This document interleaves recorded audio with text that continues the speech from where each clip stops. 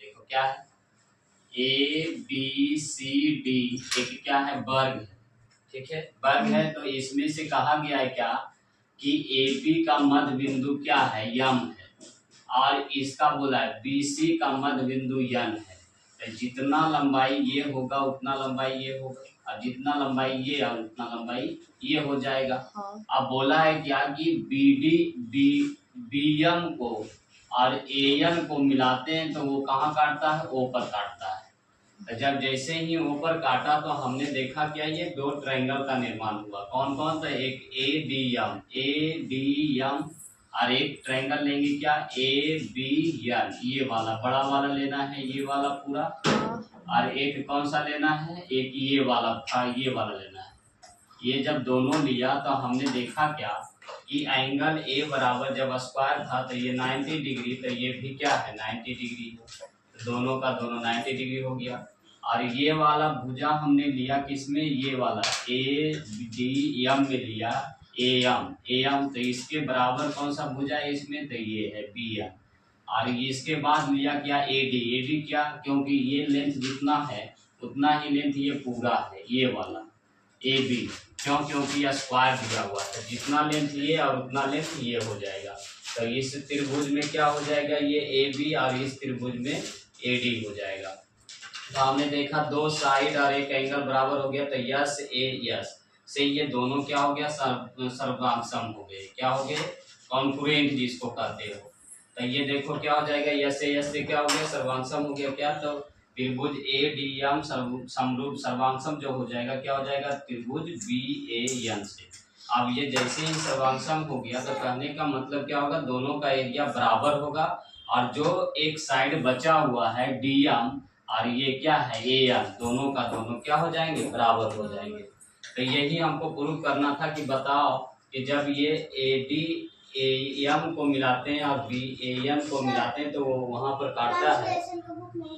अच्छा, तो मैं बताऊँ, तो ये क्या होता है कि जितना ये लेंथ होगा उतना ही लेंथ ये होगा, यही हमको ध्यान में रखना था। क्यों, क्योंकि जैसे ही ये दोनों क्या होते हैं, त्रिभुज सर्वांगसम होते हैं, तो उसका एरिया बराबर होता है और साइड क्या होता है, बराबर होता है। तो जैसे ही दो साइड बराबर था तो तीसरा साइड भी अपने आप क्या हो जाएंगे, बराबर हो जाएंगे।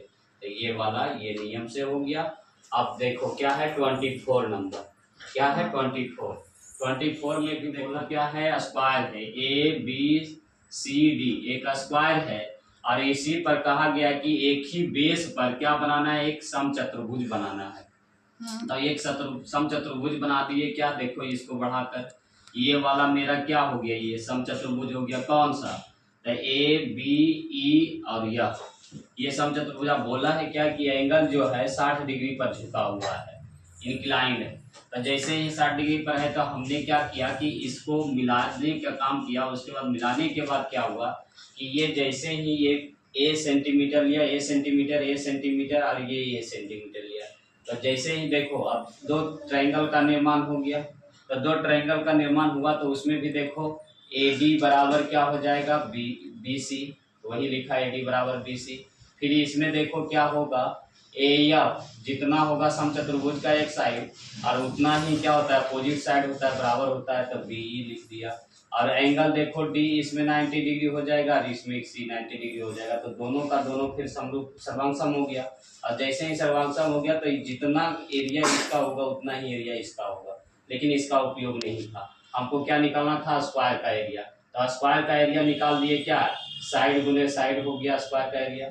और उसके बाद जैसे ही स्क्वायर का आया तो हमको बोल रहा था चतुर्भुज निकालने के लिए किसका, तो ये वाला समचतुर्भुज का area A B E F का। तो हम जानते हैं क्या होता है इसका एरिया, तो ए स्क्वायर साइन थीटा होता है दोनों, क्योंकि समचतुर्भुज का क्षेत्रफल क्या होता है, ए स्क्वायर साइन थीटा इसलिए होता है कि जितना ये लंबाई होगा उतना ही ये होगा, जितना ही लंबाई ये और इतना लंबाई ये होगा। तो इसीलिए ए स्क्वायर और साइन 60 का मान हमने यहाँ से लिया और यहाँ से रख दिया क्या, √3/2।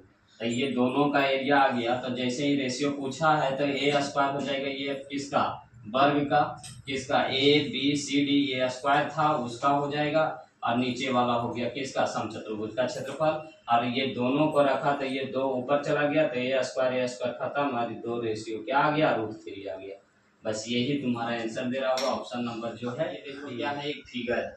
पहले देखो यहाँ sine theta, cos theta, tan theta, ये क्या होता है कॉसेक थीटा। ये होता है साइन का अपोजिट होता है कॉसेक, हाँ। और ये कॉस का अपोजिट होता है सेक, और टेन का अपोजिट क्या हो जाता है कॉट। तो ये देखो पहला निष्पत्तियां है, ये दूसरा हो गया, और ये क्या हो गया तीसरा, और ये चौथा, और ये क्या है पांचवा, और ये क्या है छठा।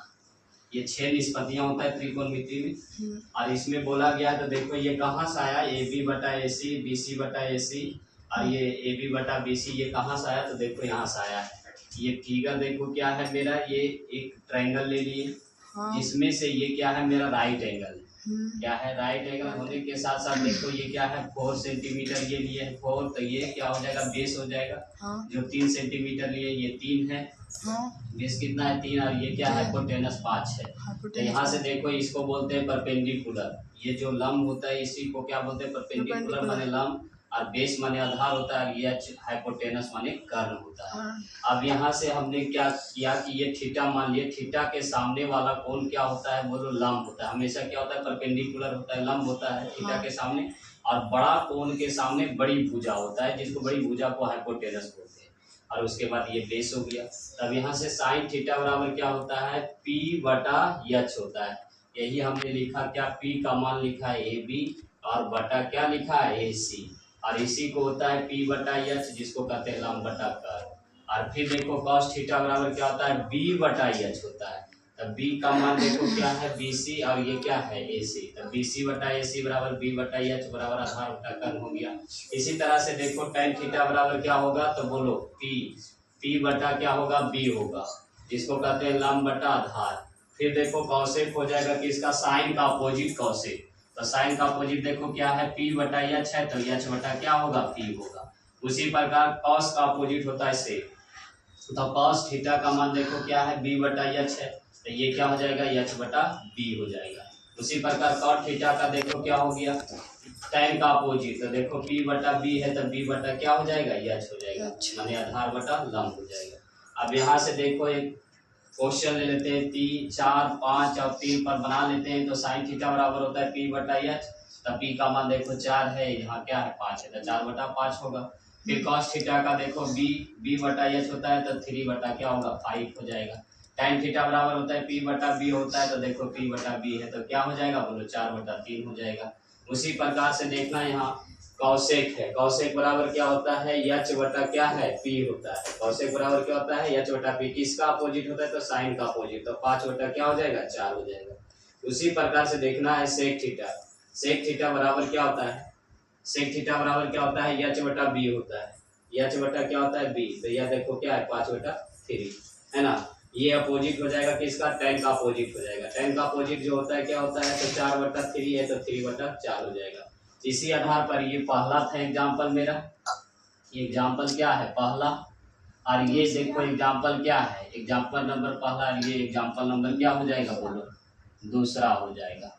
ठीक है, इसमें भी देखो क्या है ये राइट एंगल बना रहा है, क्यों बना रहा है क्योंकि देखो ये क्या है 8 इंटू 3, 8 3 जा 24, और ये देखो इसमें भी बन रहा है क्या 8 इंटू 4, तो ये भी बन रहा है क्या 8 इंटू 5। यही चीज पर ध्यान देना है, यहाँ बेस था तो इसको क्या कर दिया हमने परपेंडिकुलर ले लिया 3 4 और 5, इसमें 8 से गुना किए हैं तो 8 से सब में गुना, तो ये हो गया राइट एंगल बन गया 24 32 और ये 40। तो अब यहाँ से देखना क्या है कि साइन थीटा निकालना है, तो फिर हम जानते हैं क्या P बटा H, P बटा H माने 24 बटा क्या हो जाएगा 40 हो जाएगा 24/40। अब देखो cos थीटा बराबर क्या होगा तो B बटा H होता है, B बटा H होता है तो ये कितना हो जाएगा बोलो 32 बटा 40 हो जाएगा। फिर tan थीटा बराबर क्या होता है तो P बटा क्या होता है B होता है, तो 24 बटा कितना हो जाएगा 32 हो जाएगा, 24 बटा 32। कॉसेक थीटा लेना है तो हमको साइन का अपोजिट कर देना है, 40 बटा क्या हो जाएगा 24 हो जाएगा। फिर सेक थीटा तो कॉस का अपोजिट होता है तो 40 बटा 32 हो जाएगा। फिर कॉट थीटा बराबर क्या होता है tan थीटा, tan थीटा का अपोजिट क्या होगा 32 बटा 24 हो जाएगा, जो कि हमारा ये सब मान लिखा हुआ है। तो यही ध्यान में रखना है, ये कितना होता है ट्रायंगोनोमेट्री में 6 निष्पत्तियां होता है, क्या होता है sine cos tan cosec sec और कॉट होता है। यही 6 पर क्या होता है टोटल का टोटल हिसाब बनता है। अब क्या आएंगे हम प्रॉब्लम पर आएंगे, एक एक करके प्रॉब्लम हम क्या करेंगे, पूरा सॉल्व करेंगे। ठीक है, बस अब इतना नोट करना है, उसके बाद आगे बढ़ेंगे।